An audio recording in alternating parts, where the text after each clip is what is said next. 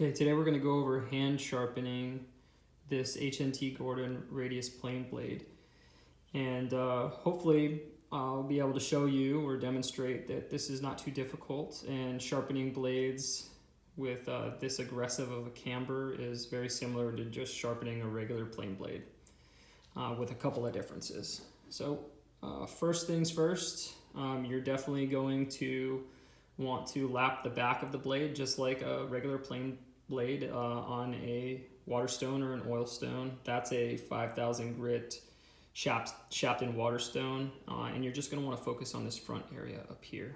Don't mess with anything back here. It's a waste of time. You don't need that to be that flat. So just this very front section, get that nice and flat.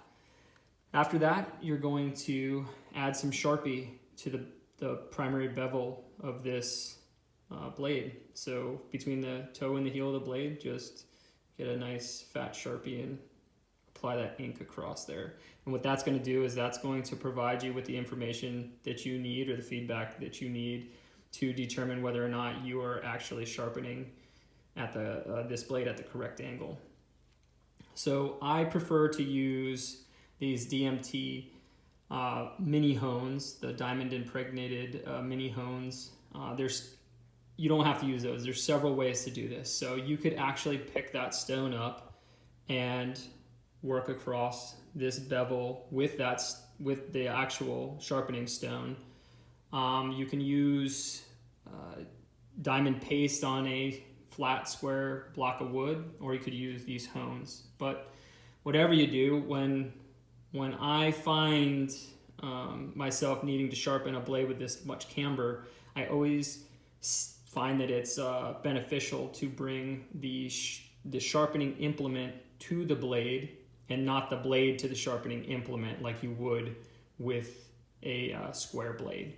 So we'll go ahead and I'll demonstrate how I use these DMT mini hones to sharpen this blade or touch up the edge of this blade. So these hones here, they come in a pack, coarse, fine, and extra fine. We're not going to mess with coarse because we are not reestablishing a primary bevel on this blade, and you wouldn't want to attempt to do that by hand anyways because it's time consuming. So we're going to go with fine and extra fine. And what I like about these guys is they're small and they're thin and they're flexible. So they provide a very, very good tactile response and feedback through the tip of my finger here, so I can tell if I'm working across that blade at the correct angle. So we'll start with the red fine, and I'm just going to anchor this with my offhand to the bench, and I'm going to take, with firm pressure, I'm just going to move slowly across the blade.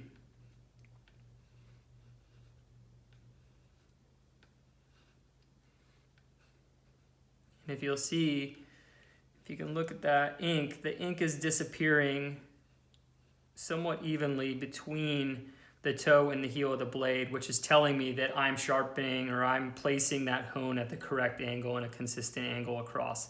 The reason why it's doing that is because I have a slight hollow grind on this blade. So, which is, if you don't have that, it's fine. You're just gonna see that ink disappear evenly and across the entire width of this blade, and that's how you'll know.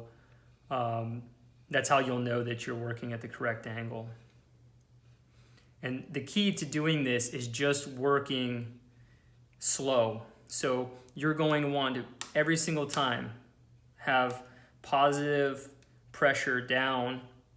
Don't rock. Make sure that it's stable, that hone is stable, or the block or the actual sharpening, the large sharpening stone is stable before you start your movement.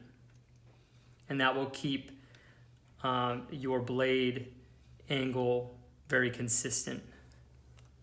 So I'm going to go ahead and move over to the extra fine. What causes inconsistencies and issues in hand sharpening is when people change the angle or they'll error to the edge side over here. And that's just rolling that wire edge over. And if you do that, you're just basically going to have to start back over from scratch, which can, obviously increase the time that you need to take sharpening these. And it definitely increases the frustration, which causes people to give up and think that sharpening these cambered blades is too difficult, but it's really not. So I'm just, as you can see, I'm just working real slow across the blade here. And when I've rolled that burr over from this side to the back side, I'll just go back over to my water stone and I will lap the back, and that's gonna flip that burr back over to the front over here, and I'm gonna go back with the extra fine and just hit it very lightly again with some light strokes, making sure that I'm maintaining that angle, and it will roll the burr back over, back and forth until that burr falls off. And then when that falls off, that wire edge falls off, your blade's going to be razor sharp, and you're going to be cutting wood like the first day that this thing showed up at your front door. And yeah, it'll be great. So hopefully that helped everybody out. That's how I hand sharpen blades with this aggressive camber on here.